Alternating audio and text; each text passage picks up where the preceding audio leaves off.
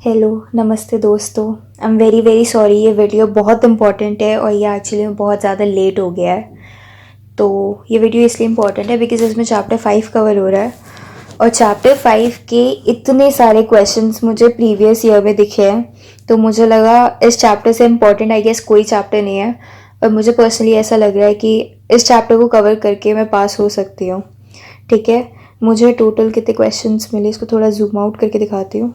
Second, sorry, इसको थोड़ा read only mode पे, व्यू ओनली मोड पे देखते हैं। ठीक है, मुझे अराउंड 40 क्वेश्चन मिल चुके हैं इसके। ठीक है, अब प्रैक्टिस तो खैर होंगे नहीं, टाइम थोड़ा कम है, तो ये वीडियो एक्चुअली बहुत लंबा होने वाला है। So I am very sorry for that, और ये लेट है अगेन, उसके लिए सॉरी। ठीक है, तो स्टार्ट करते हैं इस वीडियो को। तो इस चैप्टर में मेनली टाइप्स ऑफ पॉलीमर्स, जो डिफरेंट टाइप्स ऑफ पॉलीमर्स है उनके बारे में डिस्कस करेंगे। उनकी सिंथेसिस, उनकी यूजेस और उनकी बेसिक प्रॉपर्टीज़ यही डिस्कस होंगे। ठीक है, तो इसमें मैंने, क्योंकि सिलेबस में बहुत ही सारे पॉलीमर्स थे, बट मैंने PYQs में देखे कुछ पॉलीमर्स रिपीट हो रहे थे, तो उनकी प्रोबेबिलिटी बहुत ज़्यादा है आने की। तो मैं इस वीडियो के इस वाले पार्ट में मैं वो इम्पॉर्टेंट वाले सारे कवर करूँगी जो एक से ज़्यादा बार प्रीवियस ईयर में पूछे जा चुके हैं। तो जो HDPE और LDPE है और इसका डिफरेंस हर बार पूछा गया है और इसकी बहुत ज़्यादा हाई प्रोबेबिलिटी है आने की। तो HDPE होता क्या है? HDPE is high density polyethylene. और एक और चीज़ पूछी गई थी, व्हाट इज़ HDPHE? तो मैंने हर जगह सर्च मारा, कुछ मिला नहीं, तो मेरे हिसाब से खैर वो HDPE ही है, वो कुछ अलग नहीं है। ठीक है, so this is high density polyethylene and this one is low density polyethylene. Low density polyethylene. पर HDPE और LDPE दोनों पॉलीएथिलीन है, केमिकली ये दोनों सेम ही होते हैं, सिर्फ यहाँ पे सिर्फ डेंसिटी का फ़र्क आ रहा है। तो अगर इनकी सिंथेसिस देखें, मतलब इनके केमिकल रिएक्शन देखें, रिएक्शन सिंथेसिस अगर मैं इसको बोलूँ, सिंथेसिस रिएक्शन सॉरी, अगर इसकी सिंथेसिस रिएक्शन देखें तो इससे बेसिकली क्या होता है, एक इथिलीन मोनोमर होता है, इसमें फ्री रेडिकल पॉलीमराइजेशन होती है, फ्री रेडिकल पॉलीमराइजेशन, या फिर ज़रूरी नहीं, इसमें एडिशन पॉलीमराइजेशन भी हो सकती है, क्योंकि सॉरी क्या कहते हैं, एनायनिक और कैटायनिक भी हो सकती है। इनफैक्ट इसको जस्ट एडिशन पॉलीमराइजेशन लिखना चाहिए। एडिशन पॉलीमराइजेशन मैंने वीडियो 1 में डिस्कस किया था। एडिशन पॉलीमराइजेशन 3 टाइप की होती है, फ्री रेडिकल, कैटायनिक, एनायनिक, तीनों इससे पॉसिबल है। ठीक है, तो इसमें जो एडिशन पॉलीमराइजेशन होती है इससे पॉलीएथिलीन बनता है।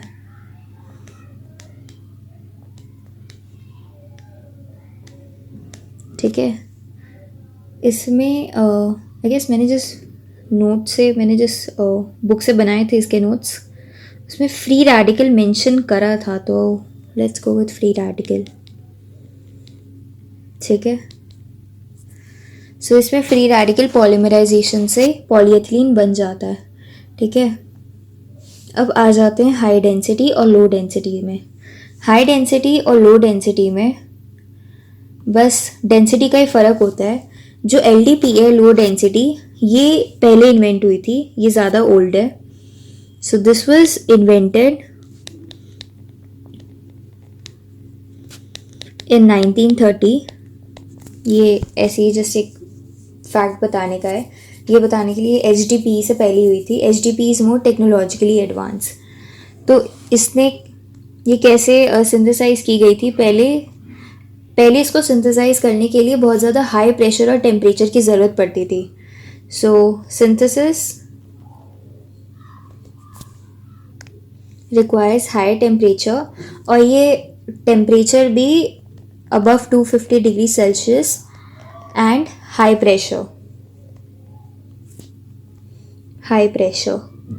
using यूजिंग फ्री रेडिकल, यहाँ क्लियर हो जाता है कि इसमें स्पेसिफिकली फ्री रेडिकल यूज़ हो रहा है, ठीक है।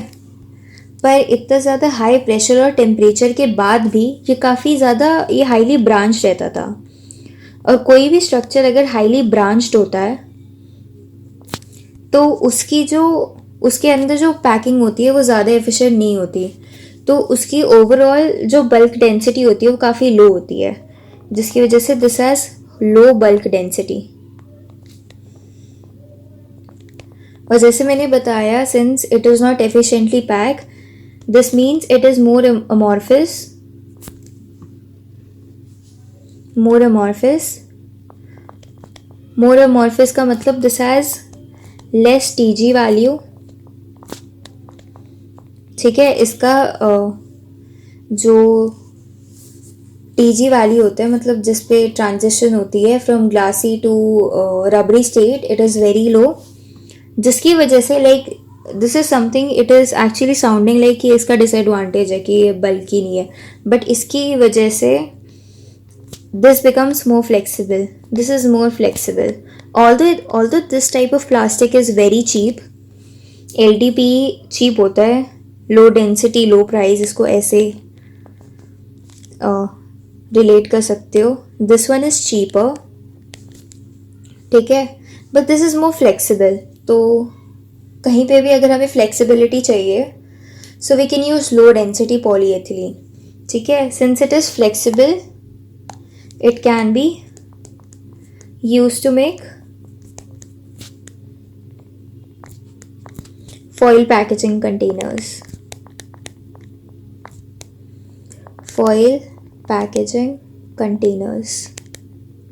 ठीक है।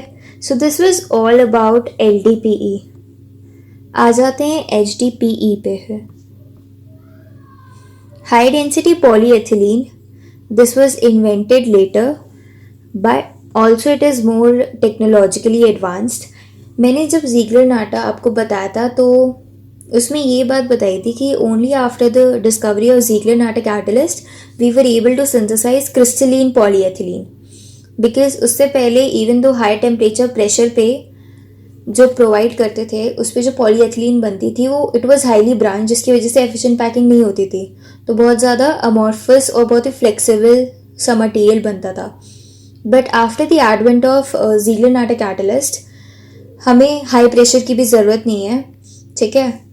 So this was invented,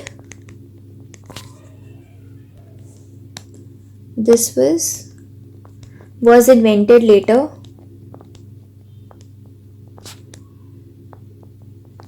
using Ziegler-Natta catalyst.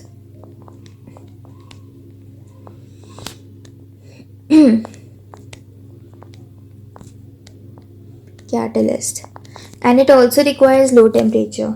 Ziegler-Natta itself requires low temperature because जो हमने पढ़ा था we didn't specify any pressure. Sorry, I'm not talking about temperature, I'm talking about pressure. It requires low pressure.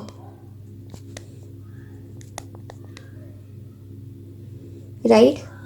And it is less branched. मैंने वहाँ पे बताया था कि after Ziegler-Natta we obtained isotactic structure. Okay? So it is less branched even if it is branched, पर uniform branching होगी, equidistant पे एक साइड पे ब्रांचिंग होगी। लेस ब्रांच जिसकी वजह से it is more uniform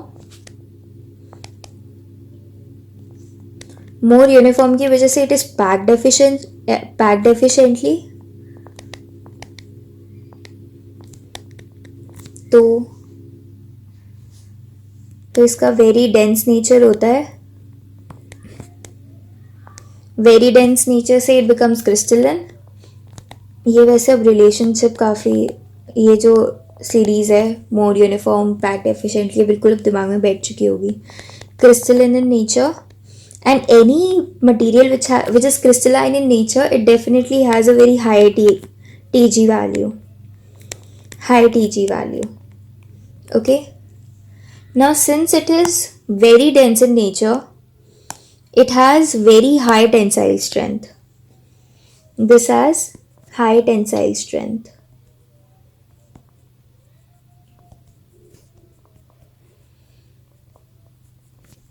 and since it has high tensile strength, तो इसके कुछ यूजेस हैं. It can be used in piping, tubing, बहुत सारे हार्ड ऑब्जेक्ट्स को बनाने में यूज़ होता है. To make vessels which requires high tensile strength. मतलब कहीं पे भी हमें उसका बहुत स्ट्रॉन्ग स्ट्रक्चर चाहिए होता है एंड हमें वो प्लास्टिक से बनाना है, then generally HDPE is preferred. Although we will be studying more polymers after this which are more better and more environment friendly. But if we have to compare HDPE and LDPE, then if we have to go with anything which requires structural integrity, then we go with HDPE. Okay, and since it is more reliable in terms of strength, it is more expensive. Okay, so high density, high price, expensive. This one is cheaper, this one is expensive. Now, if we look at the overall chemical property of ethylene, जो polyethylene होता है, it is chemically inert. मतलब all polymers are chemically inert. So, but you can write it as its property. ठीक है? Also it can insulate. Most of the polymers can insulate in fact. पर ठीक है, ये भी एक property है. And since it can insulate, it can be used for sheathing for wires and cables.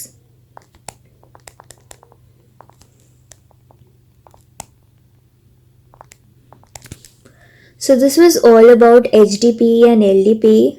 ठीक है? Next, अगला चलते हैं. बहुत ही इम्पोर्टेंट पॉलीमर्स हैं जो HDPE और LDPE के बाद सबसे ज़्यादा फ्रीक्वेंट पूछे गए हैं. And these are about starch and cellulose. Although अलग अलग पूछे जाते हैं बट एक साथ ही बता देती हूँ because they are very similar. They are a very important class of natural polymers. Okay, तो अगर नेचुरल पॉलीमर्स के बारे में पूछता है तो इसके बारे में आराम से लिख सकते हैं. सबसे पहले सेल्यूलोज की बात करते हैं. तो जो सेल्यूलोज होता है, it is a major constituent of cell wall in plants. ठीक है, major constituent of cell wall in plant. ठीक है, इसका वैसे मोनोमर में मेंशन कर देती हूँ स्टार्टिंग में. इसका मोनोमर होता है, monomer is beta D plus glucose monomer होता है. ठीक है, ग्लूकोज मोनोमर उसमें भी होगा पर ये होगा अल्फा ग्लूकोज. तो स्टार्च का मोनोमर होता है, स्टार्टिंग में मेंशन कर देती हूँ ताकि उसका डिफरेंस बता रहे. इस दोनों का मोनोमर ग्लूकोज है बट इसका अल्फा ग्लूकोज है. और सेल्यूलोज का है बीटा डी प्लस ग्लूकोज. ठीक है, जो सेल्यूलोज है, फिलहाल सेल्यूलोज की हम बात कर रहे हैं कि cellulose is a major constituent of cell wall in plant. ठीक है, जो कॉटन फाइबर होता है, कॉटन फाइबर इज 95% सेल्यूलोज. ठीक है, और यही जो कॉटन होता है, हमें पता है it is the oldest natural fibre. ठीक है, अब ओल्डेस्ट नेचुरल फाइबर है तो हमें पता है it can form long threads, right. So since it can form long threads, simple सी बात है, it can form long strong threads. तो इसका एक बहुत ही सिंपल सा यूज तो यहीं से फिगर आउट हो गया. It is highly used in textile industry.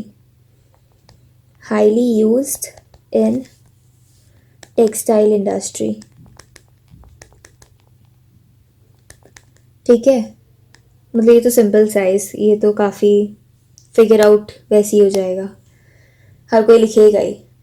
पर सेल्यूलोस की एक खास बात है कि ऑल्दो सेल्यूलोस नेचर में बहुत ज़्यादा मिलता है और हम सेल्यूलोस कंज्यूम भी करते हैं, बट हमें सेल्यूलोस से कोई एनर्जी नहीं मिलती, क्योंकि humans can not digest cellulose. Humans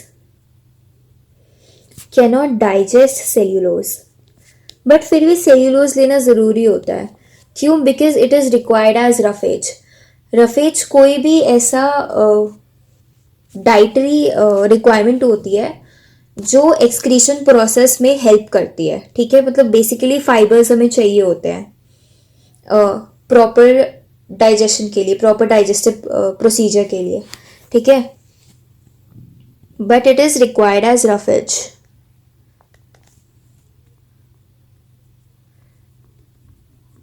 roughage क्या होता है? रफेज अपने अंदर पानी स्टोर करके रखता है, ठीक है। पर कुछ र्यूमिनेंट्स होते हैं, बट र्यूमिनेंट्स कुछ नहीं, मतलब सभी र्यूमिनेंट्स होते हैं। हमने देखा होगा गाय जो होती है वो जुगाली कर रही होती है, तो वो बेसिकली सेल्यूलोज को ही डाइजेस्ट कर रही होती है।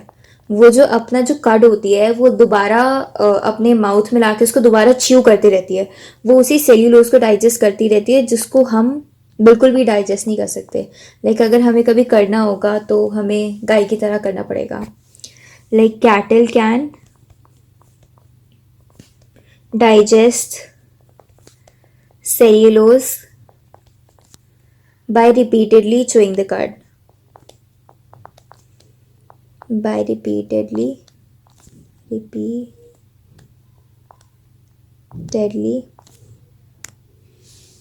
chewing the cud.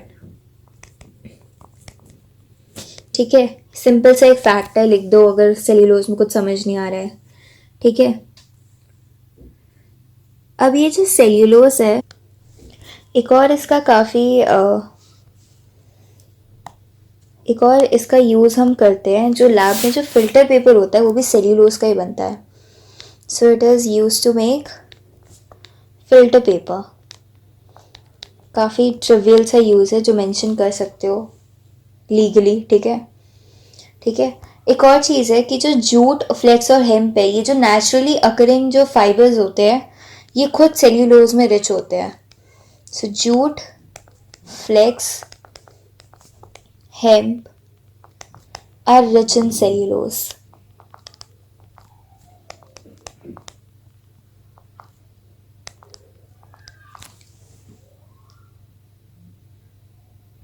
अब इसका एक सेकेंड स्ट्रक्चर देखते हैं, ठीक है। स्पेस है, स्ट्रक्चर, इसका अब स्ट्रक्चर देखते हैं, सेल्यूलोज का स्ट्रक्चर कैसा होता है। फिर हम ये भी देखेंगे डिफरेंस क्या होता है सेल्यूलोज के स्ट्रक्चर में और स्टार्च के स्ट्रक्चर में। सेल्यूलोज का स्ट्रक्चर कुछ इस तरह होता है। सेकेंड,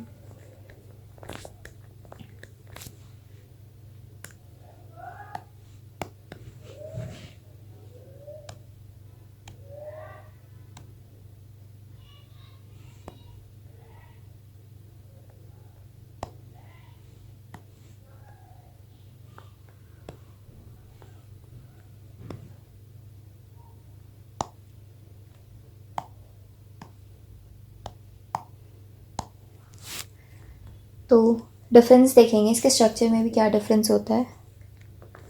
ये इसका स्ट्रक्चर होता है,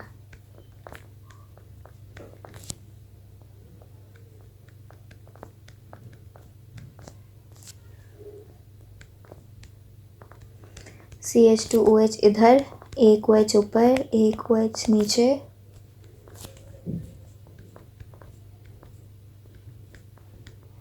यहाँ पॉलीमर चेन कंटिन्यू हो रही है, CH2OH O।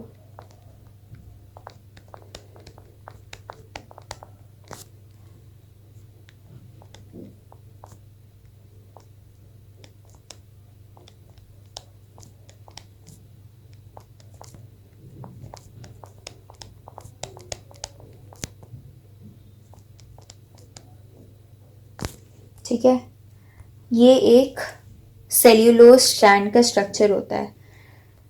स्ट्रक्चर ये ध्यान से देखना, मैं स्टार्च का जब बनाऊंगी तब डिफरेंस भी बताऊंगी। अब इस वाले स्ट्रक्चर में देखो तो ये जो एक्टिव हाइड्रोजन है ये बहुत है, ये जो है ये आपके एक्टिव हाइड्रोजन है। तो ये क्या करेंगे, ये ऊपर वाला जो सेल्यूलोज स्ट्रक्चर है उसके हाइड्रोजन के साथ हाइड्रोजन बॉन्डिंग कर देंगे, जिसकी वजह से क्या होता है,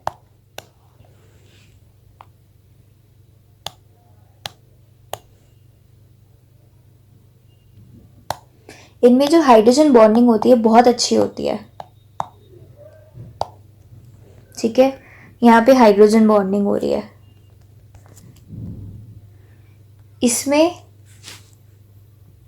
कह सकते हैं it has very good intermolecular forces,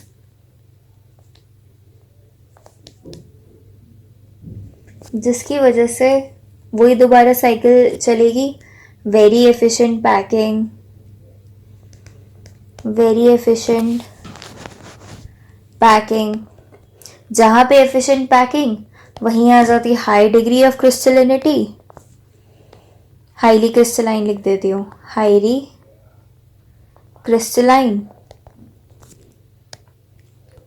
highly crystalline, very high TG. ठीक है,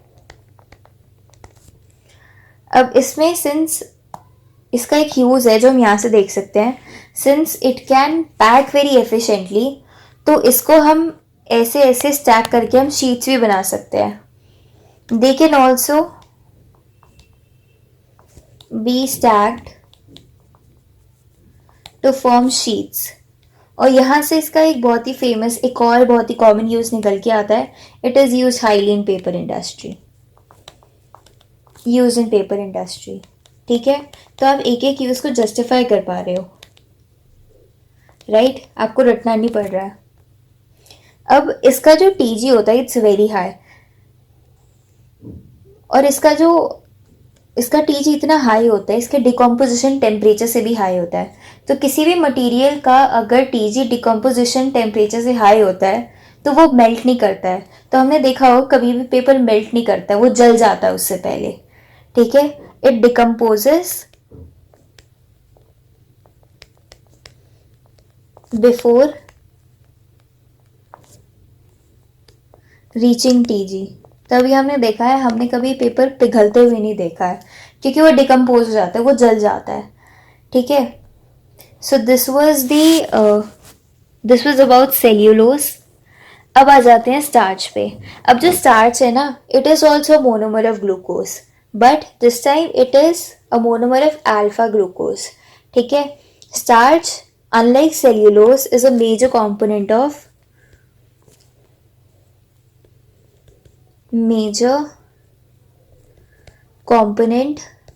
ह्यूमन डाइट। स्टार्च हर उस चीज़ में मिलता है जो हम वेजिटेरियन मेजरली कंज्यूम करते हैं, like rice, wheat, corn, barley, potatoes. ठीक है, तभी ज़्यादा ग्लूकोज की दिक्कत होती है, क्योंकि अल्टीमेटली ये डाइजेस्ट होके ग्लूकोज मोनोमर में टूटता है। वीट, राइस, कॉर्न, बार्ली, ठीक है, इन सब में स्टार्च होता है।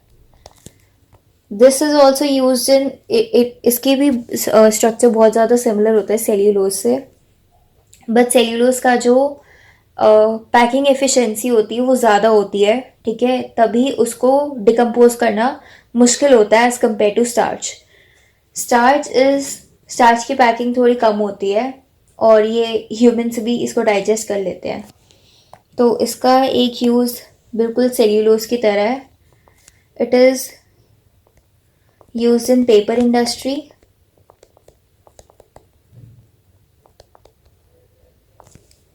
and for fermentation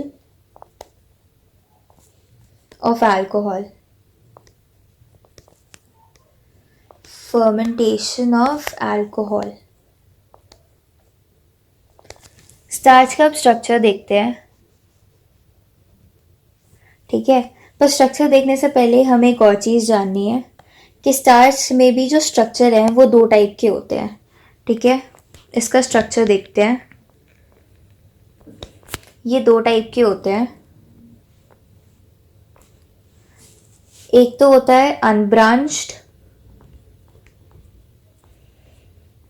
unbranched and water soluble, और इसको कहते हैं हम अमाइलोस। ठीक है, कैसा दिखता है ये कुछ ऐसा दिखता है।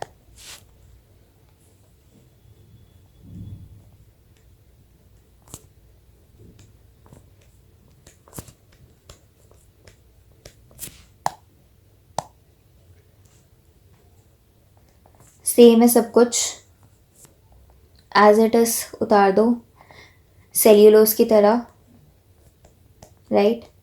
OH इधर भी ऊपर, इस साइड नीचे, सब सेम है। फर्क क्या आएगा, इधर आएगा, बताती हूँ।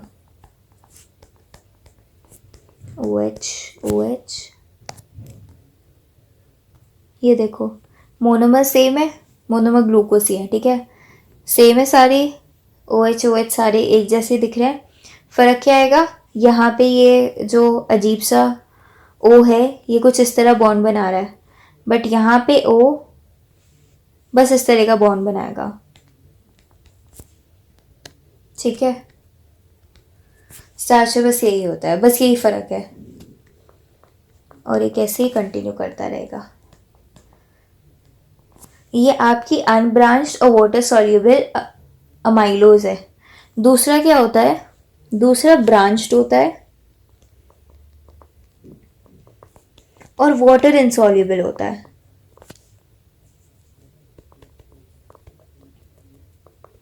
उसको कहते हैं अमाइलोपैक्टिन, सॉरी पैक्टिन ही, अमाइलोपेक्टिन, अमाइलोपेक्टिन।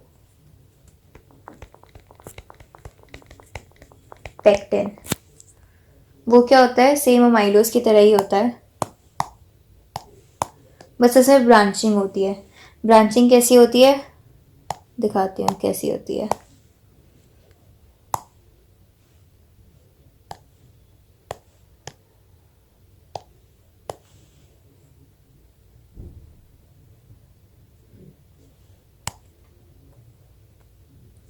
ये जो CH2 होता है, CH2 होता है ना,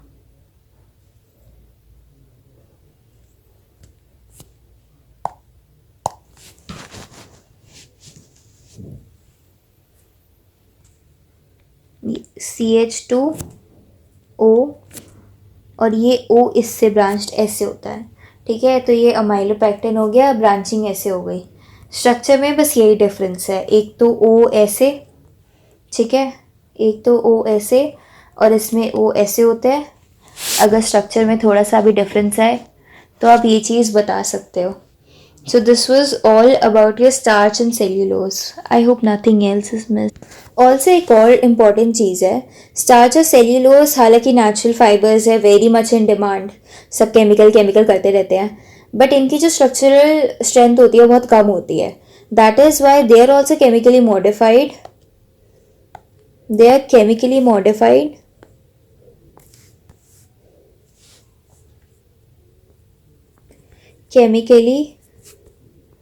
मॉडिफाइड to make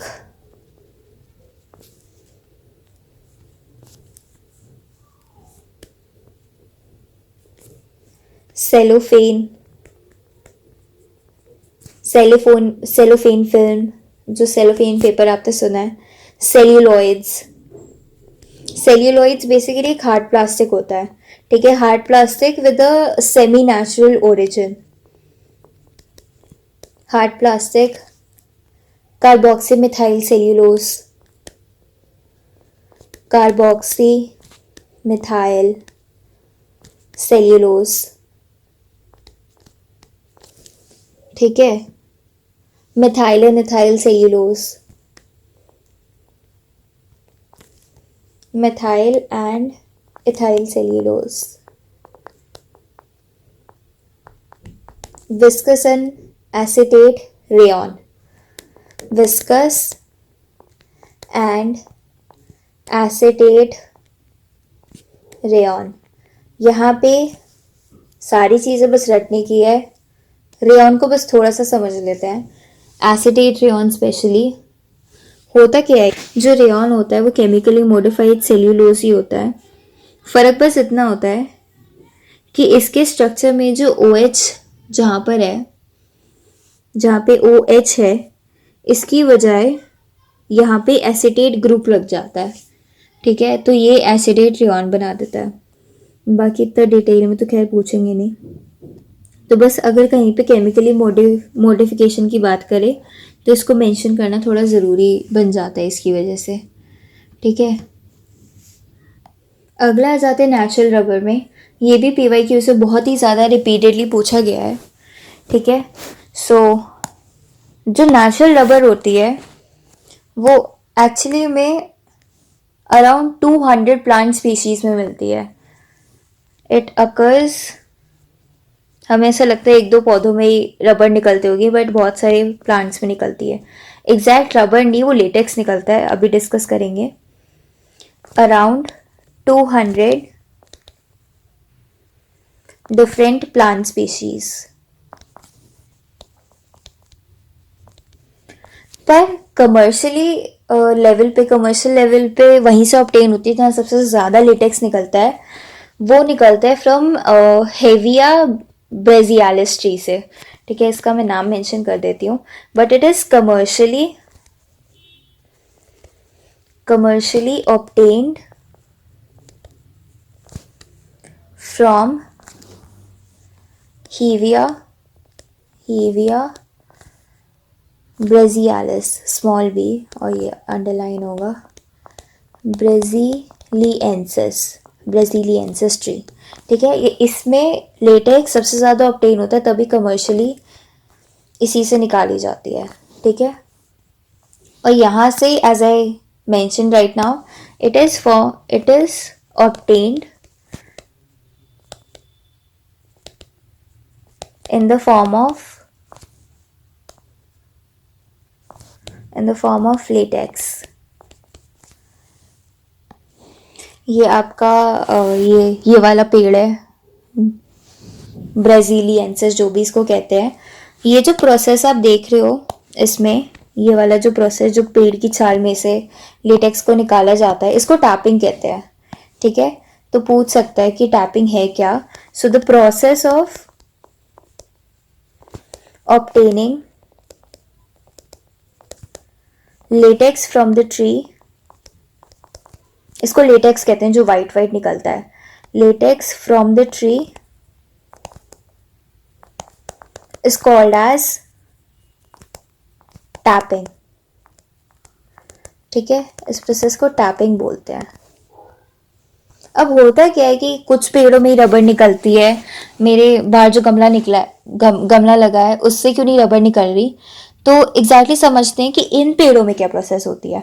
ठीक है, so what happens special in these, what happens special in these type of trees, ये जो 200 स्पीशीज है। ठीक है, तो होता क्या है, स्टार्टिंग में जो इनिशियल मोनोमर जो यूज होता है, जो मोनोमर जिससे ये लेटेक्स बनता है, वो होता है आइसोप्रीन। आइसोप्रीन कैसे दिखता है, ये केमिकली इंपॉर्टेंट स्ट्रक्चर है, लाइक पूछा जा सकता है आइसोप्रीन का स्ट्रक्चर। ठीक है, तो ये आइसोप्रीन है। अब इसमें देख लो 1 2 3 4, ये मैंने ऐसे लेबल कर दिए कार्बन। होता क्या है, इसका पॉलीमराइजेशन होता है।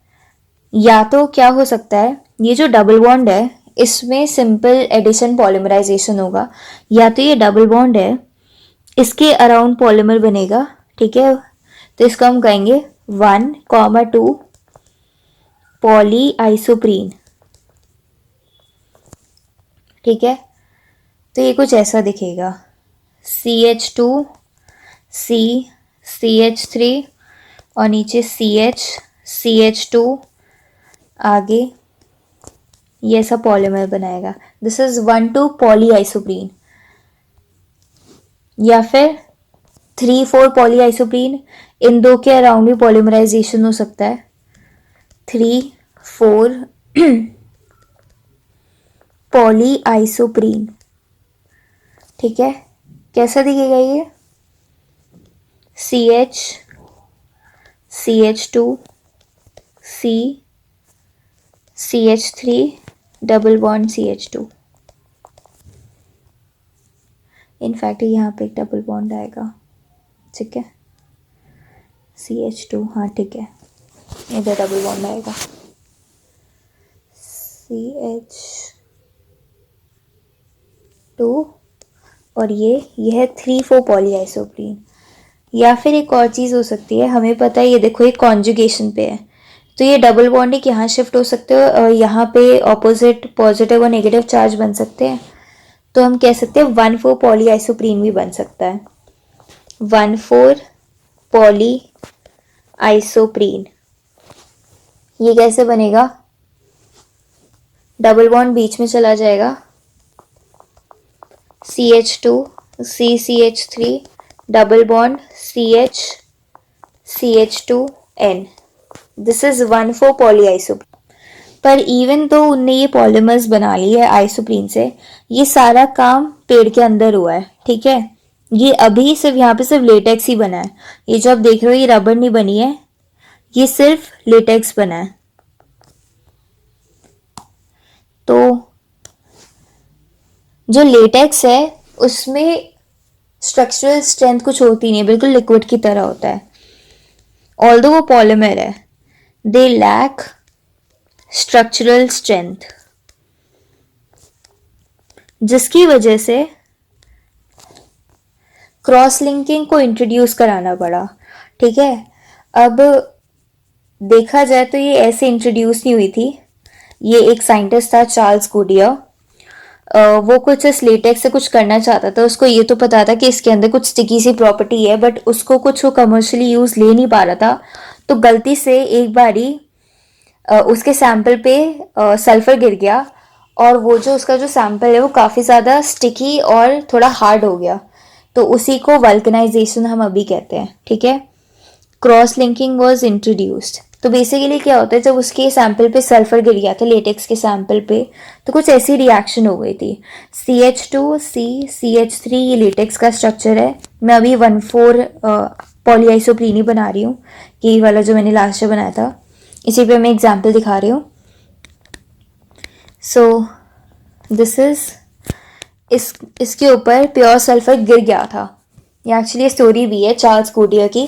क्वेश्चन ही पूछा गया है, who discovered vulcanization, that was Charles Goodyear. Year मुझे याद नहीं, ठीक है, वो एक्सपेक्ट भी नहीं करते कि हम ईयर याद रखें।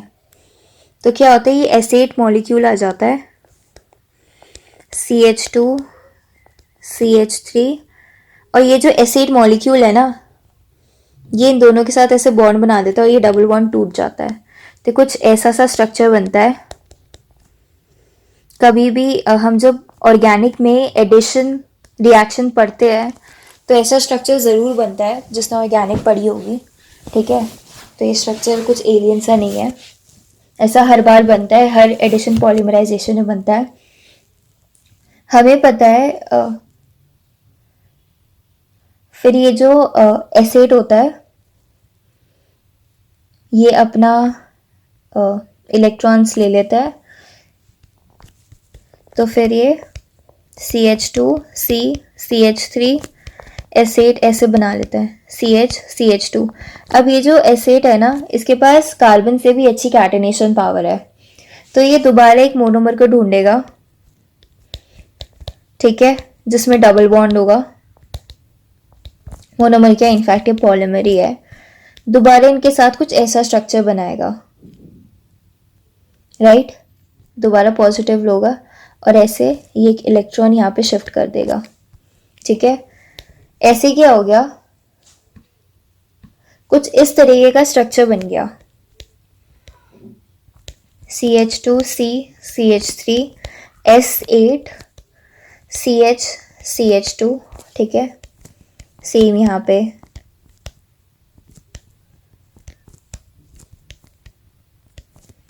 अब कोई भी अगर लेटेक्स का पॉलीमर है, उसमें अगर जगह जगह क्रॉस लिंकिंग कर दो तो उसकी थोड़ी स्ट्रक्चरल स्ट्रेंथ बढ़ जाती है। इसी पूरे प्रोसेस को वल्कनाइजेशन ऑफ रबर कहते हैं, ठीक है। This process is called as vulcanization of rubber. तो अगर कोई पूछता है what is vulcanization of rubber, you can mention this reaction. ठीक है, this is vulcanization of rubber.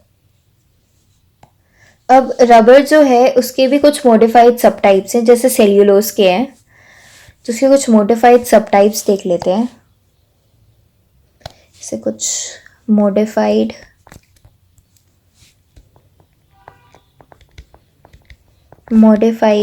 सब टाइप्स। अगर इस रबर पॉलीमर में, देखो रबर बन चुका है अब, ठीक है, रबर पॉलीमर में अगर मैं HCl ऐड कर दूं तो ये कुछ ऐसा बनेगा।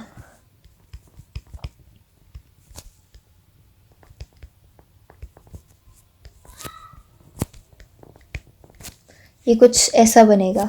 इसको कहते हैं रबर हाइड्रोक्लोराइड। रबर हाइड्रोक्लोराइड, ठीक है।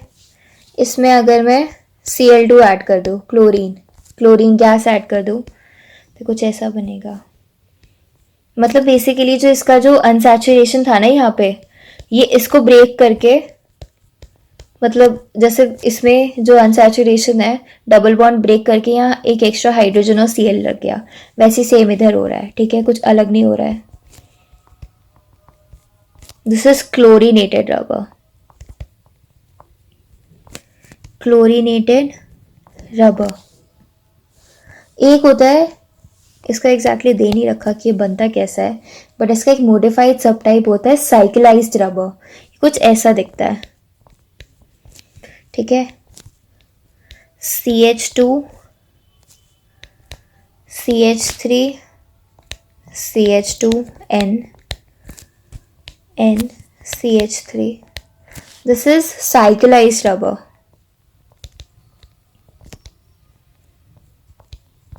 और एक तो वल्कनाइज्ड रबर जो अभी आपने पढ़ लिया। ठीक है, so these are the modified sub types of rubber. So this was all about your natural rubber. अगला जो टाइप है पॉलीमर, जो बहुत ज़्यादा अगेन PYQs में रिपीटेडली पूछा गया है, वो है कंडक्टिंग पॉलीमर्स। तो कंडक्टिंग पॉलीमर्स जो हैं ये काफ़ी रिसेंटली डिस्कवर हुए हैं, इनफैक्ट रिसेंटली प्रिपेयर किए गए हैं, डिस्कवर तो खैर नहीं हुए हैं ये। ठीक है, तो ये वो पॉलीमर्स है, हमें पता है नॉर्मली जो पॉलीमर्स है वो इंसुलेटर्स की तरह काम करते हैं, पर ये वाले पॉलीमर्स इलेक्ट्रिकल कंडक्टिविटी शो करते हैं। सो these polymers are made या invented just a few decades back.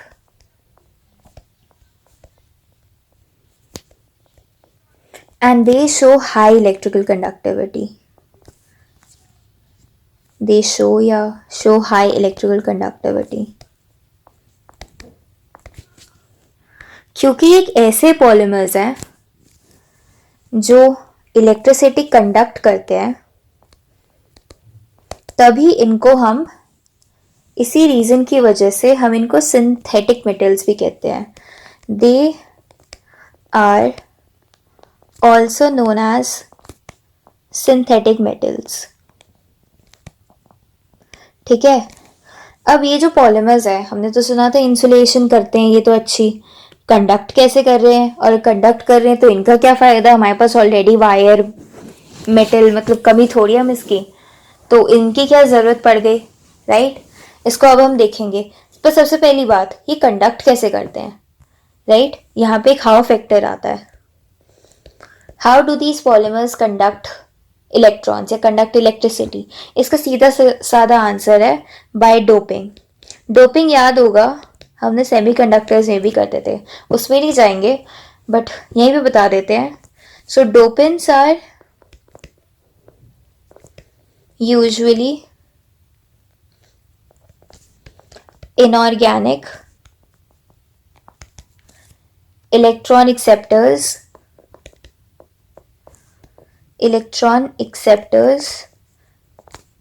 like ESF5 और I2। इलेक्ट्रॉन एक्सेप्टर्स हमें याद है जब वहाँ पे हम सेमीकंडक्टर्स में कोई इलेक्ट्रॉन एक्सेप्टर इंट्रोड्यूस करते थे, एक ऐसी स्पीशीज जिसको इलेक्ट्रॉन की ज़रूरत होती है, तो वो क्या करता है, अगर वो किसी से इलेक्ट्रॉन ले रहा है तो इसका मतलब वहाँ पे होल बन जाएगा, और ऐसे ही अगर इलेक्ट्रॉन्स मूव करते रहेंगे तो वो होल भी मूव करता जाएगा, मतलब कुछ ऐसा कॉन्सेप्ट आप याद रखो। तो कहीं पे भी अगर इलेक्ट्रॉन्स मूव करने की वहाँ पे अगर स्पेस है तो उसको हम कह सकते हैं कि वो मेटल या कोई भी मटेरियल, वो जो मटेरियल है वो इलेक्ट्रिसिटी कंडक्ट कर सकता है। एग्जाम्पल मैं ट्रांस पॉली एसिटिलीन के साथ एक्सप्लेन करती हूँ। एग्जाम्पल ट्रांस पॉली एसिटिलीन है। ट्रांस पॉली एसिटिलीन में ना कॉन्जुगेशन होता है, ठीक है।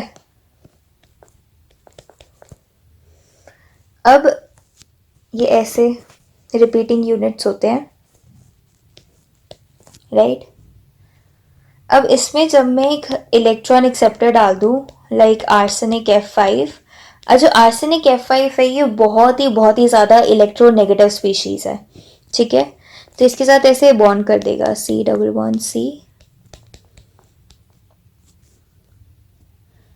Carbon AsF5।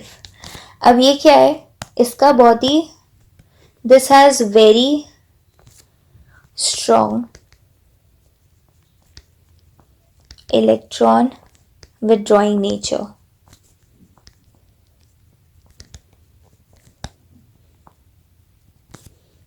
ये F5 नेगेटिव है, ठीक है। तो यहाँ पे अगर AsF5 यहाँ नेगेटिव है तो यहाँ पॉजिटिव आ जाएगा, इसके पॉजिटिव को फिल करने के लिए ये इधर आ जाएगा, राइट। तो फिर यहाँ डबल बॉन्ड आ जाएगा, यहाँ से ख़त्म हो जाएगा, फिर यहाँ इसके पॉजिटिव चार्ज आ जाएगा। ऐसे करते पॉजिटिव चार्ज ना मूव करता रहेगा, क्योंकि अब यहाँ पे कॉन्जुगेशन इंट्रोड्यूस कर, यहाँ पे कॉन्जुगेशन तो खैर थी, पॉजिटिव चार्ज आने की वजह से कॉन्जुगेशन और ज़्यादा प्रोमिनेंट हो गई है। तो हम कह सकते हैं यहाँ पे मोबिलाइज्ड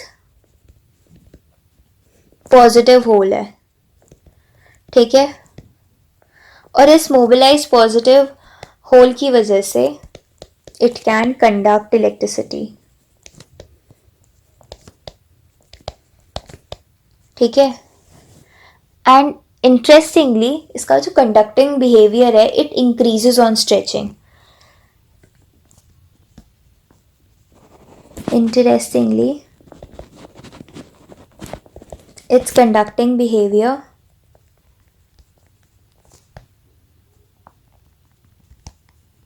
increases on stretching। कैसे, हमें पता है कि स्ट्रेचिंग करने से उसके अंदर और ज़्यादा वो लाइन में आ जाएगा, राइट। और कोई भी चीज़ हमने पढ़ा था कॉन्जुगेशन में, अगर वो एकदम लाइन बिल्कुल प्लेन पे आ जाती है तो उसकी कॉन्जुगेशन और अच्छे से हो जाती है, ठीक है। अगर उसका कॉन्जुगेशन डिस्टर्ब करना है तो उसकी प्लेनारिटी और उसकी लाइन डिस्टर्ब कर दो, मतलब उसका अलाइनमेंट डिस्टर्ब कर दो, उसमें कॉन्जुगेशन नहीं होगा। तो जैसे अगर हम उसको स्ट्रेच करेंगे बहुत ज़्यादा अलाइन होता है, और जितना अलाइन होता है उसमें उतनी अच्छी कॉन्जुगेशन होती है, और जितनी अच्छी कॉन्जुगेशन होती है उतना ही ज़्यादा वो इलेक्ट्रिसिटी कंडक्ट करता है, ठीक है। तो इसके बहुत ज़्यादा क्रिएटिव यूज़ भी हो सकते हैं, ठीक है। So this is conducting polymer. Uses देख लेते हैं, यूजेस अब मतलब पहचान में आ गए होंगे, बट सबसे बोरिंग सा, सबसे नॉर्मल सा यूज़ लिख देते हैं। They are use for electrical wiring, electrode material and batteries, ठीक है। सिंस एक यूज मेंशन करना है, used for electrical wiring, electrode materials in batteries, ठीक है। डिसएडवांटेज ये है कि कंडक्टिंग पॉलीमर्स है ना, ये बहुत ज़्यादा एडवांस्ड हैं, ज़्यादा डेवलप भी नहीं किए गए हैं, जिसकी वजह से ये बहुत ज़्यादा एक्सपेंसिव है, ठीक है। हालांकि ये हमारा मेटल पे जो रिलायंस है वो कम कर देगा, बट फिर भी it is still very high cost as compare to metals. इसमें अभी भी प्रॉब्लम है स्केलिंग करने में, problem in processing and scaling. मतलब फैक्ट्री लेवल पे अभी इतना इसको स्केल नहीं कर पा रहे हैं, और इसकी कोई लॉन्ग टर्म स्टेबिलिटी नहीं है. No long term stability, right. Conducting polymers के कुछ टाइप्स देख लेते हैं, या कुछ एग्जाम्पल्स देख लेते हैं अलॉन्ग विद देयर डोपेंट्स. तो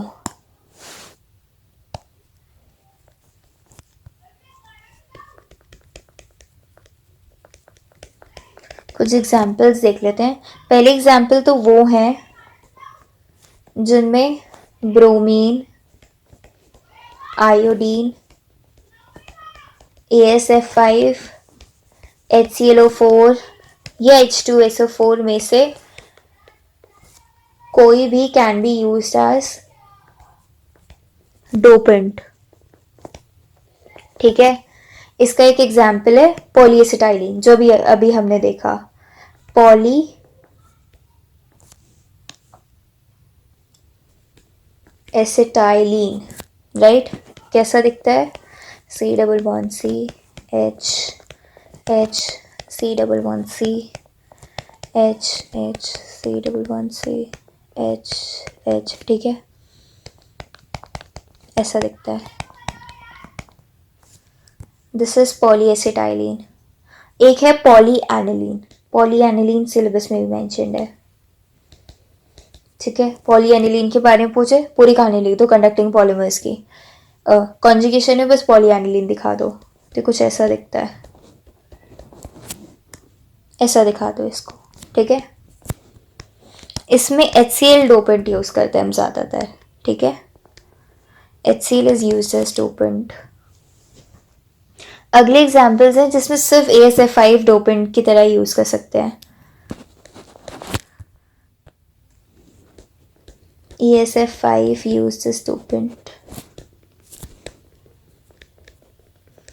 इसमें है पॉली पी फिनाइलिन. ये भी सिलेबस में इसका नाम मेंशन्ड है.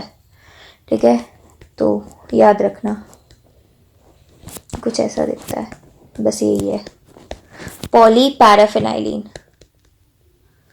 या पॉली पी, क्योंकि देखो पैरा पोजिशन पे है. Poly P फिनाइलिन. अगला है पॉलीपायरॉल. ये भी सिलेबस में मेंशन्ड है. ठीक है.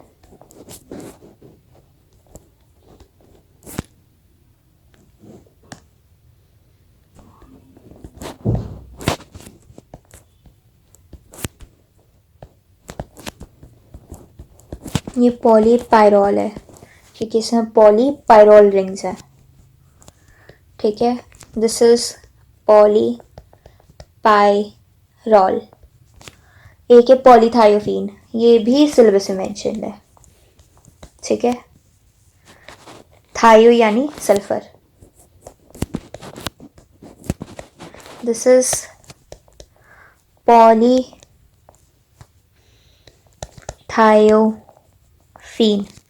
ठीक है.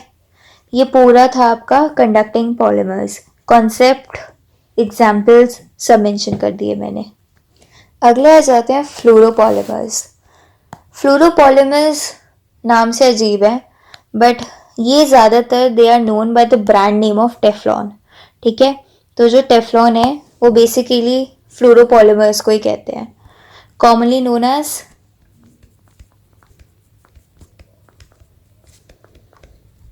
Known as Teflons. मतलब ब्रांड भी ऐसा हो कि इंसान कंफ्यूज ही हो जाए कि एक्चुअली में केमिकल का नेम है, साइंटिफिक टर्म है, या कोई ब्रांड है. तो सारी फ्लोरोपॉलीमर्स को टेफ्लॉन कहते हैं. ठीक है. नाम से पता चल रहा है, these are fluorine containing polymers. These are fluorine containing polymers. ठीक है. नाम से पता चल रहा है. फ्लोरोपॉलीमर्स 3 टाइप के मेंशन है सिलेबस में. एक तो है पॉलीविनाइल फ्लोराइड. ये है पॉलीविनाइल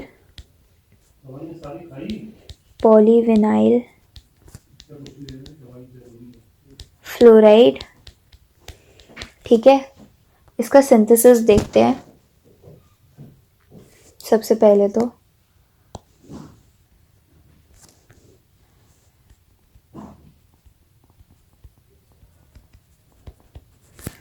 सिंथेसिस इसका एसिटाइलिन से करते हैं। ठीक है, तो ये है एसिटाइलिन। इसको माँ को थोड़ा पतला कर देती हूँ।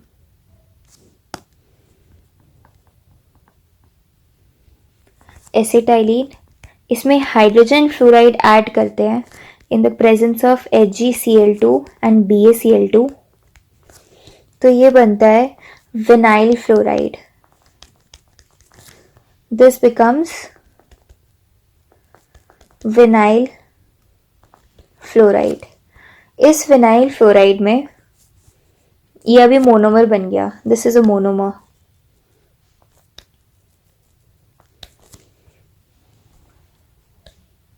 खूब सारे जो विनाइल फ्लोराइड मोनोमर्स हैं, इनमें जब पेरोक्साइड ऐड करते हैं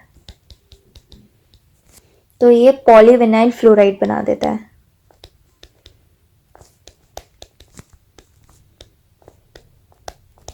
ठीक है, this is polyvinyl fluoride. Properties अब देखते हैं, इसकी कुछ प्रॉपर्टीज देखते हैं।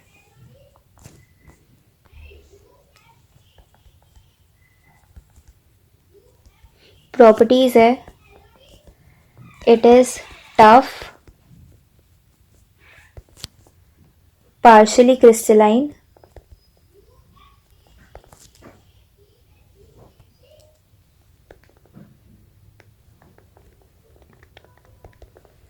thermoplastic material,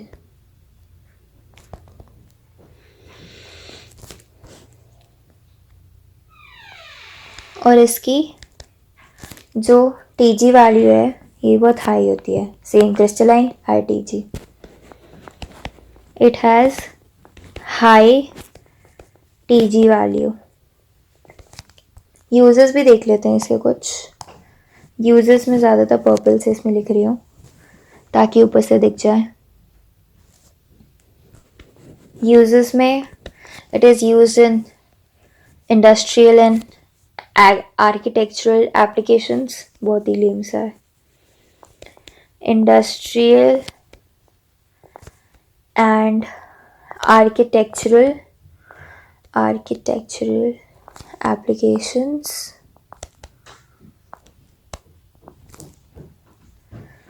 और जिसकी जो कोटिंग होती है, coating made up of polyvinyl fluoride PVF are used in chemical pipes. मतलब जो पाइप्स जो केमिकल ट्रांसफ़र करते हैं ना, सिंस PVF बहुत ही ज़्यादा केमिकल रेजिस्टेंट होता है, तो उसके अंदर की जो कोटिंग होती है वो इसी की बनी होती है।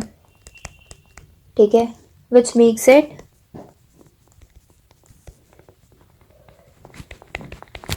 रेजिस्टेंट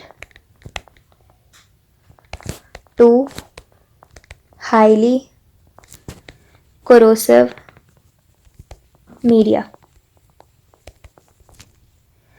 तो ये था आपका पूरा पॉलीविनाइल फ्लोराइड या PVF। अगला आ जाते हैं जो दूसरा फ्लोरोपॉलीमर का एग्जाम्पल है, ये है polyvinylidene fluoride. This is polyvinyl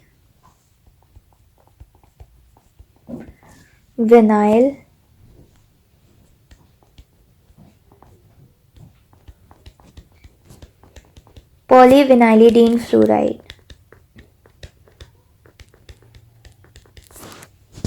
ठीक है, इसका पहले सिंथेसिस ऑफ मोनोमर देखते हैं।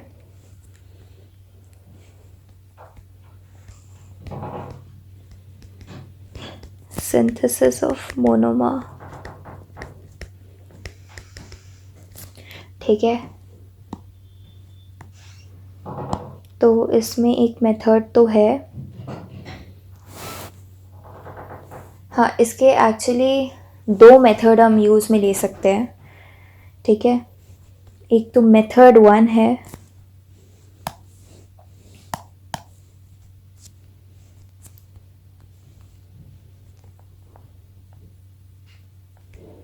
मेथड 1 है डिहाइड्रोहैलोजिनेशन ऑफ क्लोरो डाइफ्लोरोइथीन।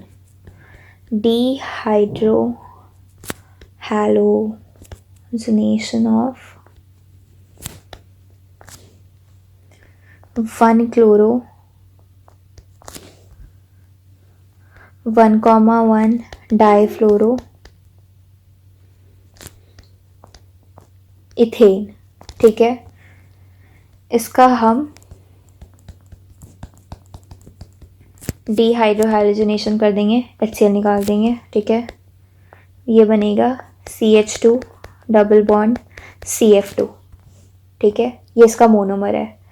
दूसरा ऑप्शन है, दूसरा मेथड हम कह सकते हैं, method 2 is dechlorination of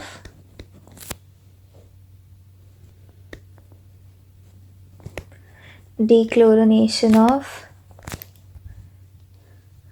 1,2 dichloro 1,1 difluoro ethane, right. इसका हम क्या कर सकते हैं, हम इसमें से क्लोरीन निकाल सकते हैं। इसमें से क्लोरीन निकाला और ये बन गया, ठीक है। दोनों में हमें अब मोनोमर ऑब्टेन हो रहे हैं। ये दोनों क्या है, इसके मोनोमर। अब इस मोनोमर एक बार ये ऑब्टेन हो जाए, इसका हम कर देंगे free radical polymerization. Free radical polymerization तो आई थिंक हर बार फ्री रेडिकल पॉलीमराइजेशन इसलिए होता है क्योंकि ये खुद ही एंड हो जाता है, डेड एंड पॉलीमराइजेशन कहते हैं ना इसको। खैर, इसे कुछ प्रॉपर्टीज़ देख लेते हैं। इसकी कुछ प्रॉपर्टीज़ देख लेते हैं।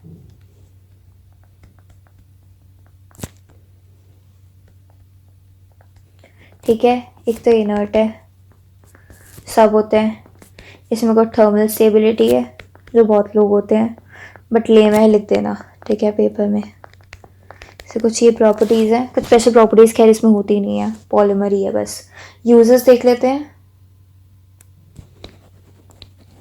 Uses, it is use in electrical insulation.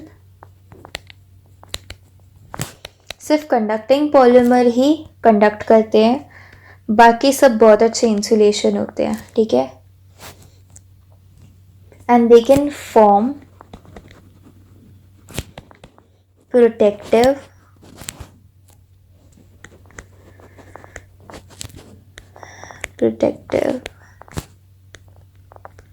coating in the form of liquid dispersion, ठीक है। ये कुछ इसके यूजेस हैं। तीसरे एग्जाम्पल पे आते हैं, इसको ख़त्म करते हैं क्योंकि बहुत ज़्यादा बोरिंग हो रहा है अब ये, पर अभी भी कुछ पॉलीमर्स बचे हैं, so bear with me. This is poly tetrafluoroethylene. थोड़ा ध्यान से पढ़ना, पेपर में पूछ रखा है पॉली टेट्रा PTFE के बारे में। Right a short note on PTFE, paper में था, इस वजह से थोड़ा रीगेन कर लो अपनी strength. So this is poly tetra fluoro ethylene.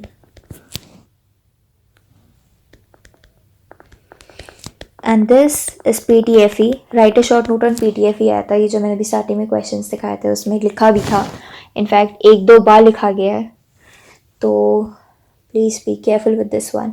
Synthesis देखते हैं सबसे पहले इसका।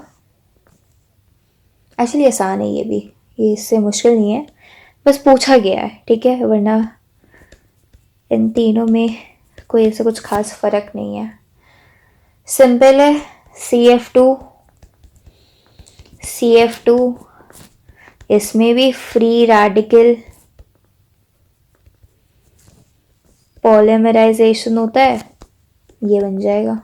कुछ नहीं है इसमें। आई थिंक ये सबसे आसान ही है, मेरे को लग रहा है। प्रॉपर्टीज देख लेते हैं।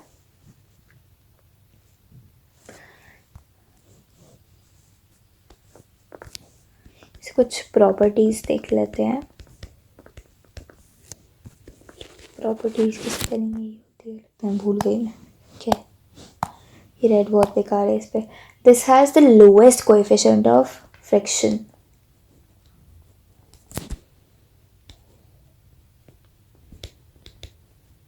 Lowest coefficient of friction.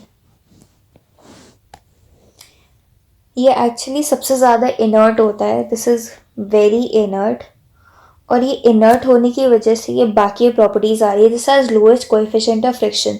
Friction क्या होती है? कोई भी दो चीज़ जो एक दूसरे के ऊपर स्लाइड कर रही होती हैं। कोई भी दो चीज़ एक दूसरे के ऊपर स्लाइड कब करेंगी? जब उनके बीच में कोई अधीसिव फोर्सेस ना हो। अगर कोई ऐसा मतलब जो कोई भी फोर्स उनको साथ रखता, अगर कुछ है नहीं वैसा, दैट मीन्स वो बहुत ज़्यादा केमिकली इनर्ट होगी, राइट? तो इसका एक रीज़न भी हम कह सकते हैं कि अगर कोई पूछे how it is chemically inert, तो अगर मॉलिक्यूलर लेवल पे देखो तो ये जो कार्बन फ्लोरीन ये जैसे बॉन्ड बन रहा है ना, इसमें जो डाइपोल मोमेंट है ये बिल्कुल ही ज़ीरो है। और अगर डाइपोल मोमेंट ज़ीरो है तो पोलर तो बिल्कुल नहीं है, ठीक है? और अगर ये पोलर नहीं है तो ये बिल्कुल भी रिएक्टिव नहीं है, ठीक है? So this is overall very non polar, ठीक है? And hence it is non reactive, hence does not stick to anything,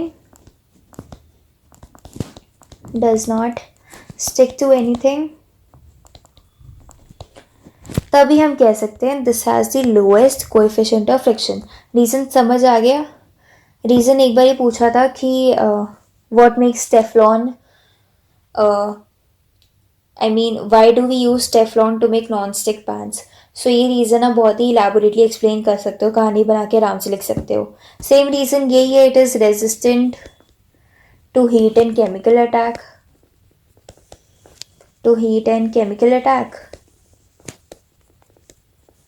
ठीक है? And it has excellent insulating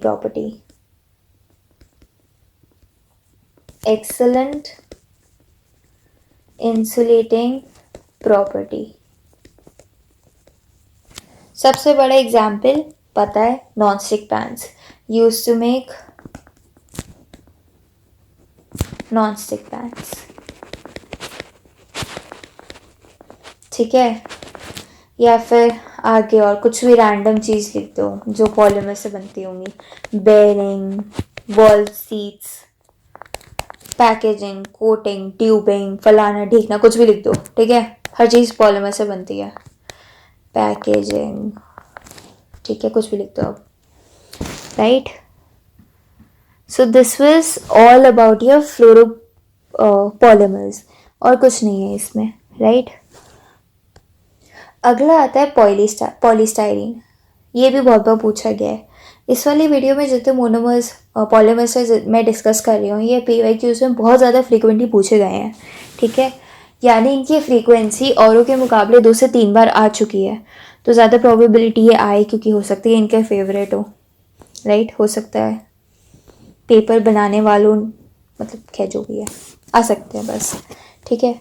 सो इसका सिंथेसिस देखते हैं सबसे पहले।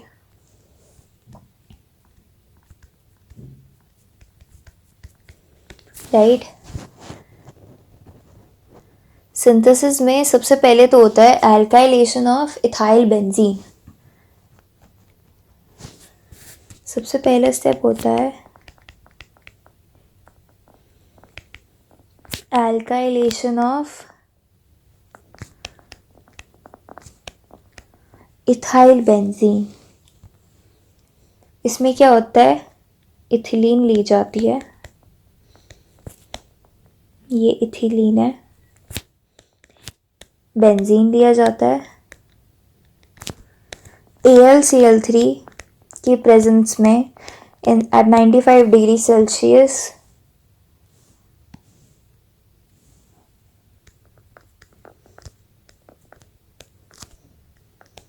इथाइल बेंजीन बनता है, ठीक है, ethyl benzene is made.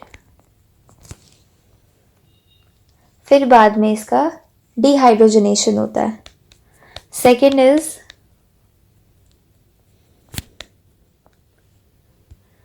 Dehydrogenation of ethyl benzene, ठीक है।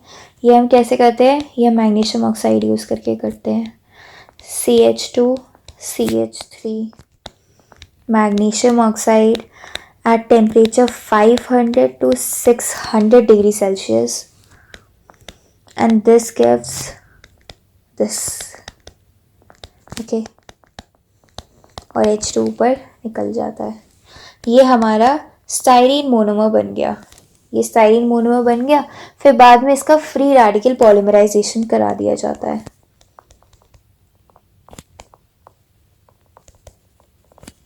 फ्री रेडिकल polymerization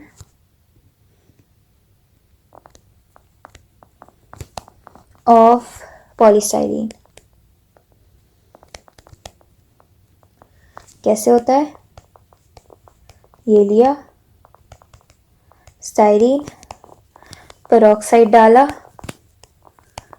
इनिशिएट, मतलब ये प्रोसेस तो खैर आपको पता है, वीडियो 1 में डिस्कस कर लिया है मैंने कि फ्री रेडिकल एग्जैक्टली होता कैसा है, इनिशिएशन, प्रोपोगेशन, टर्मिनेशन, यहाँ पे तो मैं वो एक्सप्लेन नहीं करूँगी। बट अगर आता है सिंथेसिस ऑफ पॉलीस्टाइरीन एक ही क्वेश्चन, तो उसमें बेटर रहेगा कि आप उसमें सारा वो कहानी बता दो, ठीक है। ये कहानी मैं इधर दोबारा बताऊँगी तो फिर मेरी आईपैड की बैटरी कुछ ज़्यादा, आईपैड नहीं, टैब की बैटरी कुछ ज़्यादा ही डाउन हो जाएगी और फिर ये डेड हो जाएगा, राइट।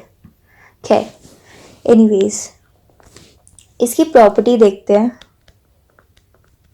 अगेन बहुत ही लेम सी प्रॉपर्टी होगी, कॉमन सी प्रॉपर्टी जो आप हर जगह चिपका दो, बट नहीं, हाँ इसमें कुछ अलग सी प्रॉपर्टी है। So this is hard,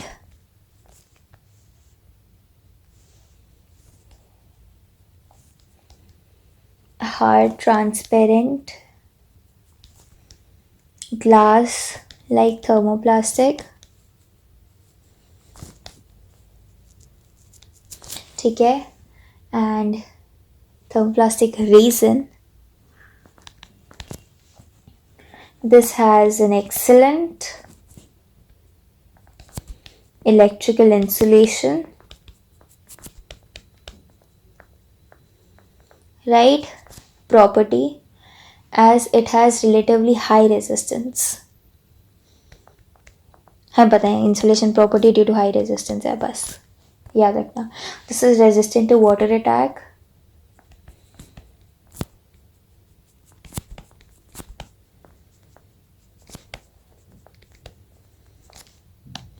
this has high refractive index,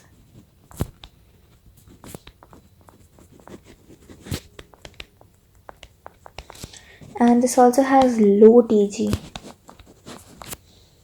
ठीक है। So this was the property of polystyrene. Polystyrene आप सुना सुना लग रहा होगा। पॉलीस्टाइरीन के कप्स देखे हैं अजीब से, वो जो बोलते हैं ये हज़ारों लाखों साल से वो जीके की क्विज में आते हैं कि एनवायरनमेंट में रहते हैं, ये वही पॉलीस्टाइरीन है, ठीक है, जो जिसके वो गत्ते, मतलब फोम बनता है जिससे, जिसमें फ्रिज टीवी वगैरह पैक होके आते हैं। एक पिक्चर डाल ही देती हूँ, हाँ यही वाला गत्ता जो आता है जिसमें सामान पैक होके आता है, ये पॉलीस्टाइरीन का ही है। और वो जो कप्स जो होते हैं जो पार्टी वगैरह में यूज़ होते हैं, जिसको लोग पी पी के फेंक देते हैं और फिर नए ग्लास में जूस ले आते हैं, ये वही पॉलीस्टाइरीन के होते हैं जो 1000 सालों तक एनवायरनमेंट में पड़े रहेंगे और तुमने जो पाप किया है उसको दुनिया को याद दिलाते रहेंगे, ठीक है। सो इसका यूजेस है, they can be fabricated in the form of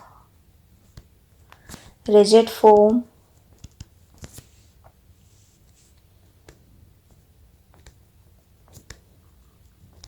which can be used in packaging, food service articles and insulation panels. अच्छा ये इतना ज़्यादा लेमली साउंड कर रहा.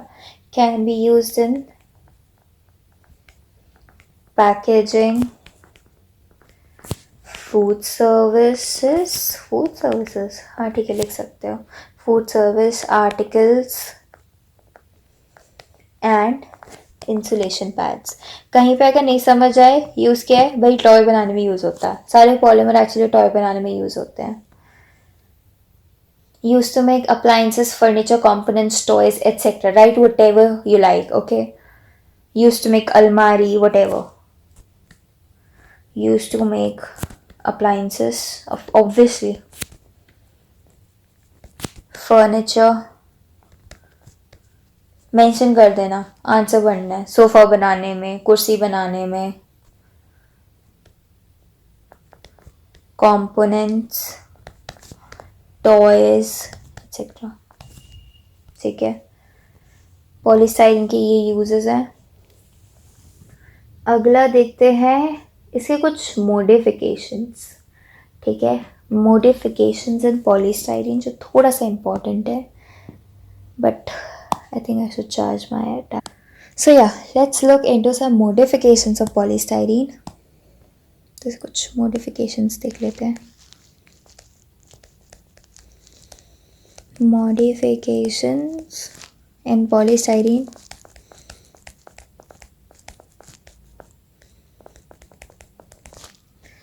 अगर इनमें Cl2, मैं यहाँ से आर बना देती हूँ, हमको कंफर्टेबल लगता है. इसमें अगर क्लोरीन डाल देते हैं पॉलीस्टाइरीन में तो क्या बन जाता है, इसकी क्लोरीन किधर है, तो इसमें क्लोरीन जुड़ जाती है. और क्लोरीन किधर जुड़ती है, कहीं पे नहीं, बस एक पॉलीमर के एंड पे कहीं जुड़ जाती है. ठीक है, ज़्यादा खतरनाक नहीं है. So this is chlorinated polystyrene. इसमें अगर H2SO4 डाल दोगे तो ये बन जाएगा सल्फोनेटेड पॉलीस्टाइरीन.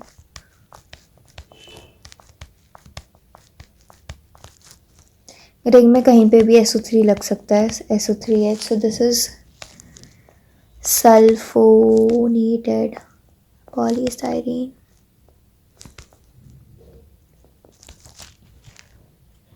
HNO3 के साथ रिडक्शन कर दोगे इसका, HNO3 रिडक्शन कर दोगे, then it will become polyamino polystyrene, polyaminoside, sorry, CH2 थक गई आज, पॉली अमीनो स्टाइरीन. इसमें अगर ये डाल दोगे, इसको पता नहीं क्या कहते हैं, साइक्लोहेक्सेन में एक जगह ईन बस, then it becomes polyvinyl cyclohexyl benzene. अगर ये मुझे याद रहेगा तो मैं ज़रूर लिख के आऊँगी, बट अनफॉर्चुनेटली मुझे नहीं लगता ये मेरे को याद रहेगा. दिस इज, क्या कहते हैं इसे, पॉलीविनाइल साइक्लोहेक्साइल बेंजीन. इसका कोपॉलीमर जानना थोड़ा ज़रूरी है क्योंकि ये क्वेश्चन पूछा गया है, तो जान लो, कोई मुश्किल नहीं आएगी. तो इसका एक कोपॉलीमर है जो थोड़ा इम्पोर्टेंट है. इसका एक इम्पोर्टेंट कोपॉलीमर है जिसको कहते हैं स्टाइरीन ब्यूटाडाइन कोपॉलीमर। जो है इसमें क्या है, पहले तो पॉलीस्टाइरीन की रिंग है, फिर एक जगह बीच में ब्यूटाडाइन आ रहा है, ठीक है, CH2N ऐसे, ठीक है। This is styrene butadiene copolymer. याद रखना पहले पॉलीस्टाइरीन की चेन पहली आ चुकी है, बीच बीच में नहीं आ रहा है। बुक में ऐसा दे रखा तो मुझे ये समझ आ रहा है, ये तो देख लो। इसमें अगर रिडक्शन कर दोगे तो ये हाइड्रोजनेटेड पॉलीस्टाइरीन ब्यूटाडाइन कॉम्प्लेक्स बन जाएगा। पॉलीस्टाइरीन की रिंग आ रही है, CH2 4 bar, N। This is hydrogenated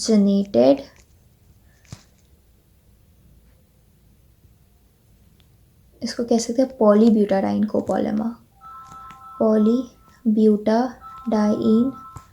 copolymer. अगला आ जाता है एक्रेलिक पॉलीमर्स।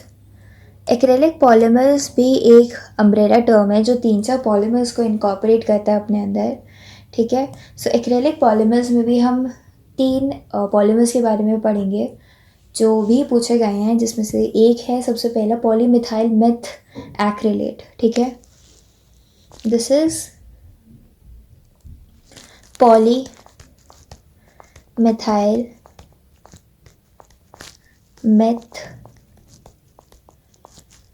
एक्रिलेट या मेथाक्रिलेट या जो भी बोल दो, मेथाक्रिलेट, जिसका शॉर्ट फॉर्म है PMMA कहते हैं। इसका मोनोमर कुछ इस तरह दिखता है, ये इसका मोनोमर है, C double bond CH2 CH3 C double bond O O CH3, ठीक है। सबसे पहले इसका सिंथेसिस देखेंगे।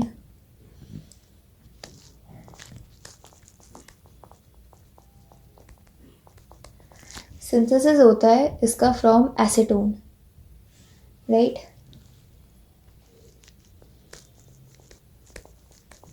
डबल बॉन्ड हो CH3, हम एसीटोन लेते हैं, उसमें हम डालते हैं HCN, जिससे बनता है COH CH3 CN,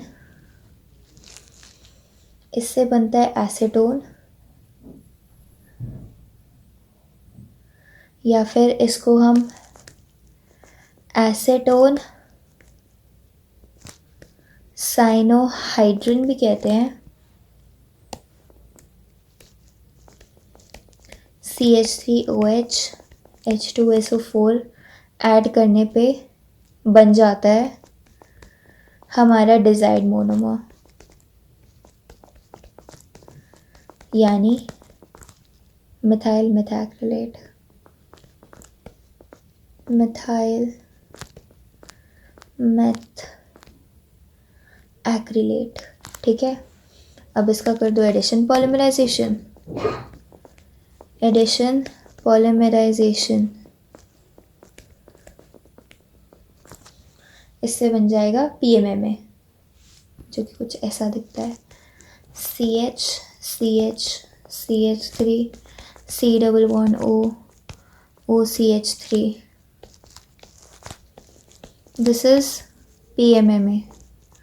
क्वेश्चन आ चुका है इसका, write a short note on PMMA, ठीक है। जो हमारा जो फ्री रेडिकल होता है एडिशन पॉलीमराइजेशन में भी कमर्शियल प्रोडक्शन के लिए ज़्यादातर फ्री रेडिकल पॉलीमराइजेशन होता है। Free radical polymerization is used for commercial production, right.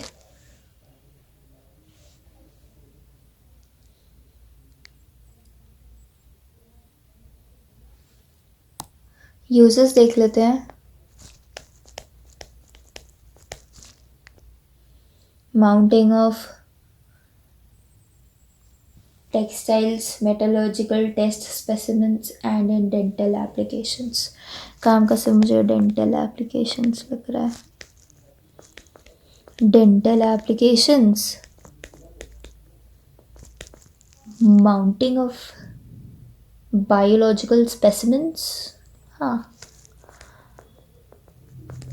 Mounting of biological specimens and metallurgical and metallurgy, बस metallurgy। its copolymer, कौन सा पता नहीं, its copolymer is used for making lenses, transparent domes, how cool is that, transparent domes, skylights, wow, skylights, किसी building का नाम लग रहा है, डेंचर, हाँ डेंटल एप्लीकेशन हो गया ये, and in protective coating, protective coating हर जगह आप चिपका सकते हो, and in protective coating. Property इसकी कुछ कौन सी होगी, हाँ ये एक ट्रांसपेरेंट पॉलीमर होता है, इसकी एक प्रॉपर्टी है, प्रॉपर्टी ये है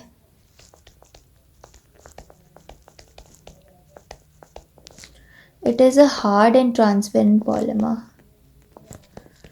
hard and transparent polymer, good resistance to the effects of withering, वही lame line, good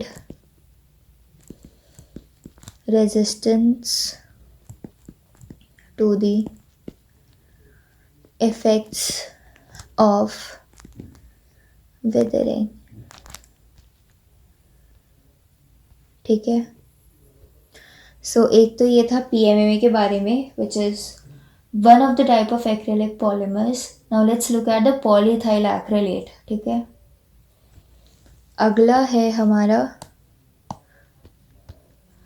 पॉलीइथाइल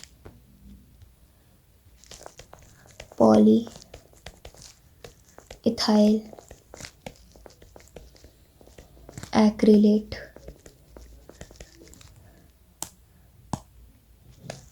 इसका मोनोमर है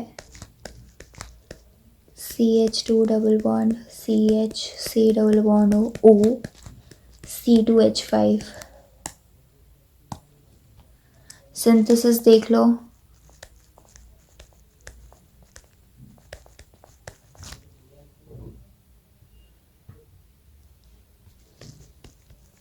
CH2, CH2O, HCN, CH2, OH, CN, C2H5OH, H2SO4, C double bond CH, C double bond O, C2H5 ethyl acrylate।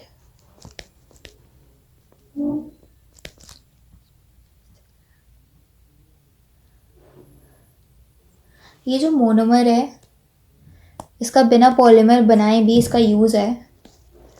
Monomer itself is used as an internal plasticizing और कह सकते हैं softening component. मैंने बताया था कब, लास्ट टू लास्ट पता नहीं, पिछली वाली एक वीडियो में, प्लास्टिसाइजर डालने से क्या होता है, टीजी कम हो जाता है, यानी फ्लेक्सिबिलिटी बढ़ जाती है, राइट। तो इसका मोनोमर बिना पॉलीमर बनाए भी एज ए प्लास्टिसाइजर यूज़ कर सकते हैं। प्रॉपर्टी देख लेते हैं।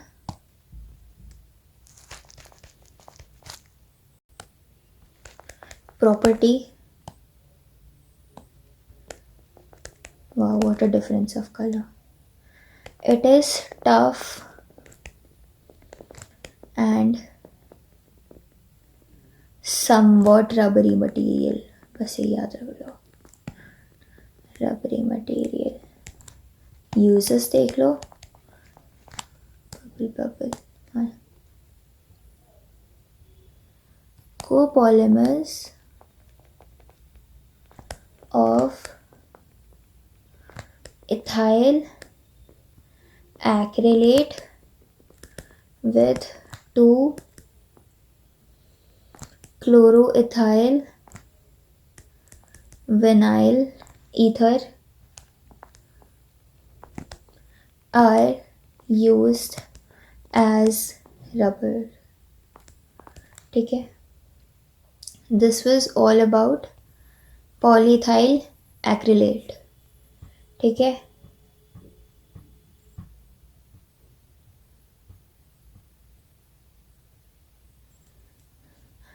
अगला है इसका लास्ट टाइप विच इज पॉलीएक्रिलोनाइट्राइल. ये भी पूछा गया है PYQ में. पॉलीएक्रिलोनाइट्राइल. ठीक है, तो पॉलीएक्रिलोनाइट्राइल का मोनोमर कैसा दिखता है? It's monomer looks like this. Monomer is CH2 double bond CHCN. Its monomer looks like this. Synthesis कैसे होती है? Synthesis के 3 methods हैं इसके. Synthesis के 3 methods हैं. Method 1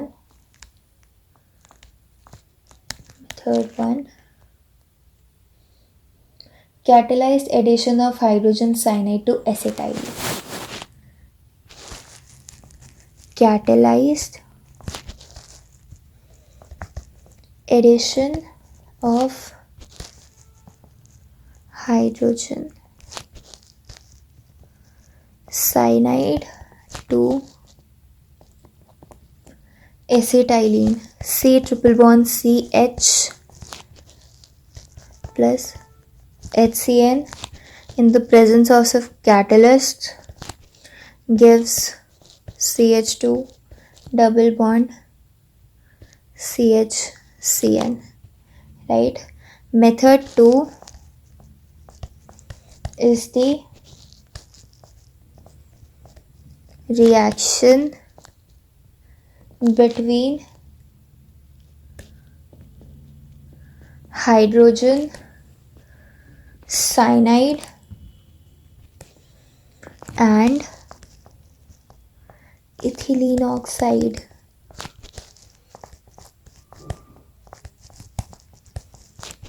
तो ये कुछ ऐसा दिखता है. This is HCN.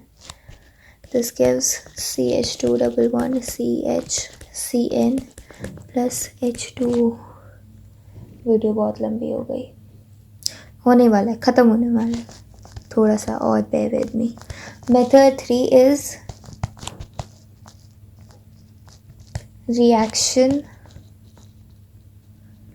between ammonia and propylene. ये कैसे होगा? CH2 plus ammonia plus 3O2. This gives acrylonitrile.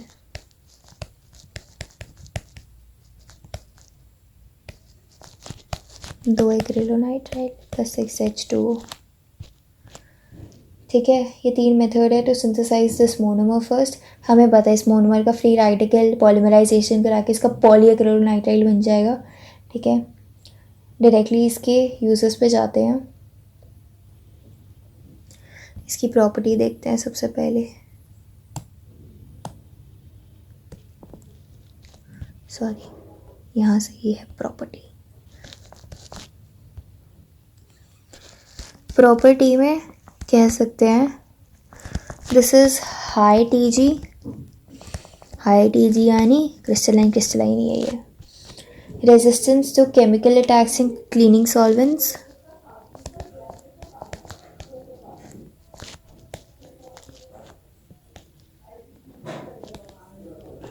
Resistance to chemical attacks and cleaning solvents.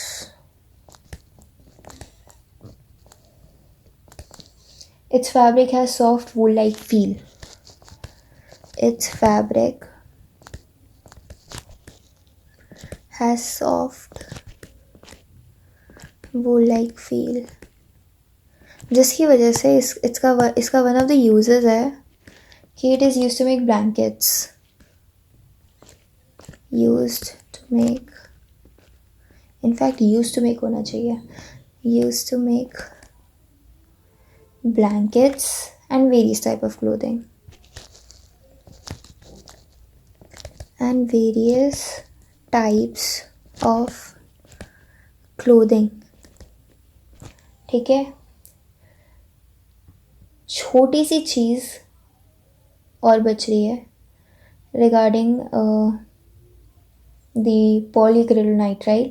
इसके दो फेमस कोपॉलीमर्स हैं, जानने ज़रूरी हैं. प्लीज़ बस जान लो उसे. ठीक है.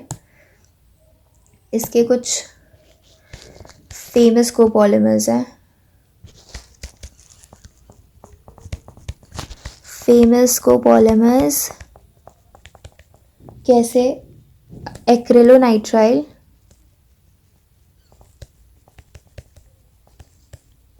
Plus butadiene gives NBR rubber. ये जो NBR रबर है इसी को ब्यूना N कहते हैं या बुना N.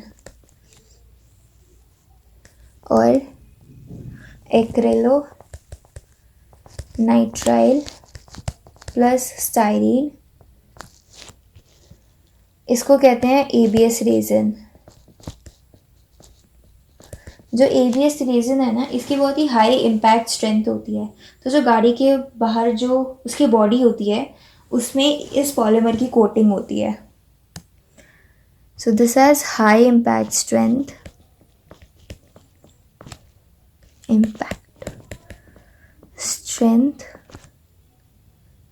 used in automobiles.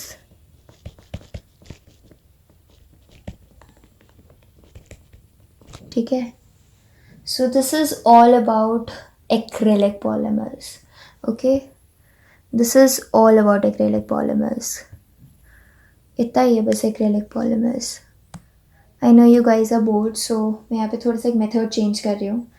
ये मैंने लिख दिया है so that the video does not बेफालतू को एक्सटेंड ना हो लिखने में. अगला डिस्कस करते हैं पॉलीयूरेथेन्स. इसकी सिंथेसिस रिएक्शन देख लेते हैं. सबसे पहले तो ऐसे इसका प्रिपरेशन ऑफ मोनोमर करेंगे. ये 2,4-डाई अमीनो टॉलुइन लेंगे, उसमें फॉस्जीन गैस डालेंगे तो ऐसा 2,4-डाई आइसोसाइनेट बनेगा. स्ट्रक्चर देख लो, नोट डाउन कर लो. पॉलीयूरेथेन्स बहुत बार पूछा गया है, इंपॉर्टेंट है, प्लीज़ इसको नोट डाउन कर लो. फिर ये जो 2,4 टॉलुइन डाई आइसोसाइनेट है, इसी में अगर हमें बेसिकली अब एक ऐसा कंपाउंड चाहिए जिसमें एक्टिव हाइड्रोजन होता है. अगर हम इस पर फॉर एग्जांपल डायोल यूज़ करते हैं तो ये जो N है इसका जो H+ है, एक सेकेंड, इसमें जो इसका H+ है ये N के पास चला जाएगा और जो O- है कार्बन के पास चला जाएगा. क्यों? क्योंकि जब ये बॉन्ड टूट गया नाइट्रोजन के पास जाएगा, नाइट्रोजन ज़्यादा इलेक्ट्रोनेगेटिव है, नेगेटिव चार्ज इसके पास आएगा, H+ इसके पास जाएगा, O- इसके पास जाएगा. तो स्ट्रक्चर कुछ ऐसा बनेगा. राइट. यह है पॉलीयूरेथेन. ठीक है. अब कोई भी कंपाउंड ले सकते हैं जिसमें एक्टिव हाइड्रोजन हो. एक्टिव हाइड्रोजन कैसा? जो हाइड्रोजन आराम से रिएक्ट कर सके, जैसे इसमें अल्कोहल के पास एक एक्टिव हाइड्रोजन होता है. ठीक है. अगर हमें इसमें ब्रांचिंग करनी है, देखो अभी हमने डायोल्स लिया है तो डायोल से लीनियर पॉलीमर बनना है. अगर हम पॉलीऑल्स लें, पॉलीऑल्स यानी जिसमें मल्टीपल हाइड्रोजन हो. ठीक है. 3-4 हाइड्रोजन हो, तो पॉलीऑल से क्या हो जाएगा, हमारे पास ब्रांचिंग हो जाएगी. पॉलीऑल से ब्रांचिंग हो जाएगी। तो बेसिकली अगर हम इन मोनोमर्स को मैनिपुलेट कर देते हैं, we can synthesis wide range of polymers. ठीक है, तो अगर हमें वाइड रेंज ऑफ पॉलीमर्स कैसे, hard, glossy, solvent resistant, flexible, foamy, ऐसे बन सकते हैं। जो हार्ड वाला पॉलीयूरेथेन है उससे हम इंसुलेशन बना सकते हैं रेफ्रिजरेटर का। फ्लेक्सिबल वाले से हम कोटिंग कर सकते हैं रबर आर्टिकल की to make them much more chemical resistant. और जो फोमी वाला है it is use in furniture industry, crash pads and insulations. ठीक है, तो सभी ये पॉलीयूरेथेन्स में। अगला लास्ट वाला है, सीरियसली लास्ट वाला है, ठीक है, वीडियो बहुत लंबी हुई है।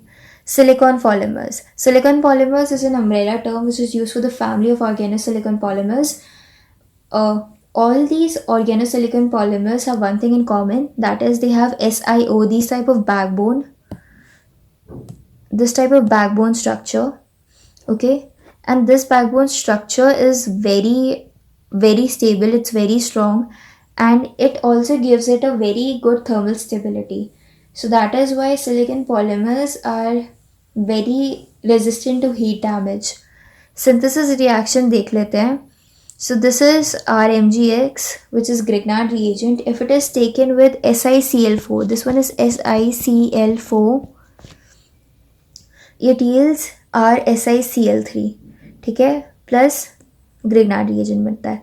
इसमें भी अगर हमें एक और जगह अल्काइल ग्रुप चाहिए तो दोबारा ग्रिग्नार्ड रिएजेंट के साथ रिएक्ट कराएंगे तो ये बन जाएगा और एक ग्रिग्नार्ड रिएजेंट बन जाएगा.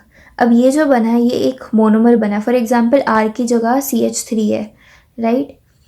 तो इसमें अगर H2O डालेंगे तो जहाँ पे भी Cl है वहाँ पे OH आ जाएगा और OH कंडेंसेशन पॉलीमर करा के ऐसा कुछ बनाता है. हमें पता है कि OH दोनों एक्टिव है, तो क्या हम सोल्यूशन में ये चीज़ इंट्रोड्यूस कर दें. अब जब ये वाला जाके लगता है इन पॉलीमर्स के एंड पे, तो जो Cl है, देखो हम इसमें पानी नहीं ऐड कर रहे, हम इसमें OH और Cl दो वाला कर रहे हैं. तो जो OH है वो तो लास्ट में जुड़ जाएगा, बट Cl फर्दर रिएक्ट करेगा और मोनोमर से नहीं. यानी ऐसे हम इस लीनियर चेन को टर्मिनेट कर सकते हैं, राइट. अगर हमने जैसे यहाँ पे एक R के साथ और 3 Cl3 के साथ अगर हम करें और इसमें पानी डालें तो OH आ जाएगा और इसका कंडेंसेशन करें तो ब्रांच्ड पॉलीमर आएगा. सो ये सिलिकॉन पॉलीमर्स की मेन सिंथेसिस है, ठीक है. इसका एक एग्जांपल है पॉलीमिथाइल सिलोक्सेन. इसमें सिर्फ इधर ऊपर नीचे CH3 लग जाता है, ठीक है. जो सिलिकॉन पॉलीमर्स होती हैं इनकी एक खासियत होती है कि बायोकम्पैटिबल होते हैं. तो जो प्रोस्थेटिक्स होते हैं ज़्यादातर सिलिकॉन पॉलीमर से बनते हैं क्योंकि हमारी बॉडी की मतलब हमारी बॉडी के साथ ही कंपैटिबल हो जाते हैं. जो CH3 पेंडेंट ग्रुप है, ये जो यहाँ पे जो CH3 जुड़ रहा है, CH3 राइट, इसकी वजह से इसको वाटर रिपेलेंट प्रॉपर्टी मिलती है क्योंकि जो ऑर्गेनिक लेयर होती है it is hydrophobic in nature and they also have very low TG. Use किया है इसका, एक तो मैंने बताया बायो इम्प्लांट, और इसका एक मोडिफाइड वर्जन होता है सिलिकॉन ग्लाइकॉल जिसको हम एंटी फोमिंग एजेंट की तरह यूज़ कर सकते हैं, जिसको कहते हैं सिलिकॉन सर्फैक्टेंट्स. इतने थे, ठीक है. इतने तो नहीं है जो मैंने PYQs जितने मैंने असेसमेंट किया था तो इसमें ये वाले बहुत बार रिपीट हो रहे थे, तो सेफ साइड लेके इसको अच्छे से करके जाना बस. So all the best for the exam. Bye bye.